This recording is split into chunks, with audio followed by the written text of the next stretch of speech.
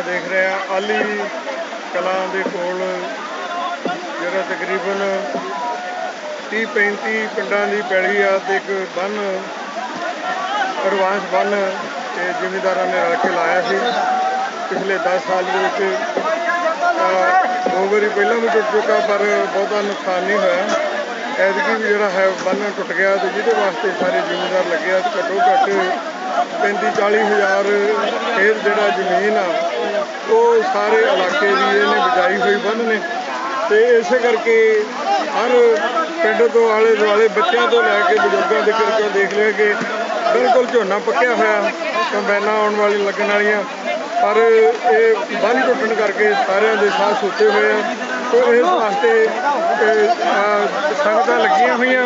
ਆਉਣ ਵਾਲੇ ਥੋੜ੍ਹੇ ਸਮੇਂ ਦੇ ਵਿੱਚ ਬੰਨ੍ਹ ਜਿਹੜਾ ਹੈਗਾ ਲੱਗ ਜੂਗਾ, ਗੁਰੂ ਪਾਤਸ਼ਾਹ ਕਿਰਪਾ ਕਰਨ ਤੇ ਇਹ ਜਿਹੜੇ ਇਲਾਕੇ ਦੇ ਬਹੁਤ ਸਾਰੇ ਪਿੰਡਾਂ ਦੀ ਜਿਹੜੀ ਜ਼ਮੀਨ ਆ ਜਿਨ੍ਹਾਂ ਦਾ ਝੋਨੇ ਦੀ ਖੇਤੀ ਜਾਂ ਹੋਰ ਫਸਲਾਂ ਬੀਜੀਆਂ ਹੋਈਆਂ ਉਹ ਬਚ ਸਕਦੀਆਂ।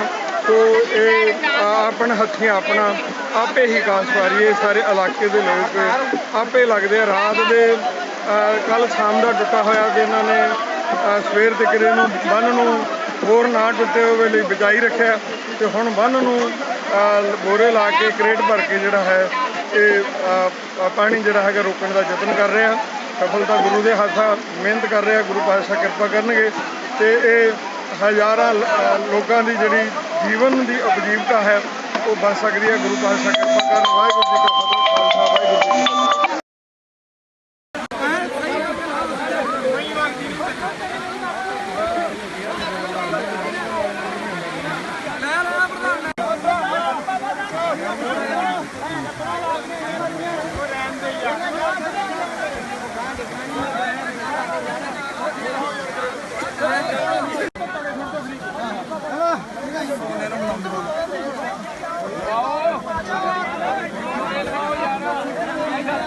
बोलोगे भी बुलाना जितना बुलावांगे यार बोले पिछू बोले पिछू कर यार ओ छल्लो रख पिछू कर मारे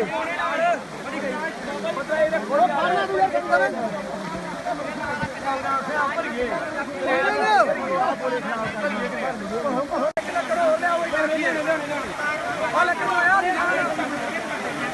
छोटी ले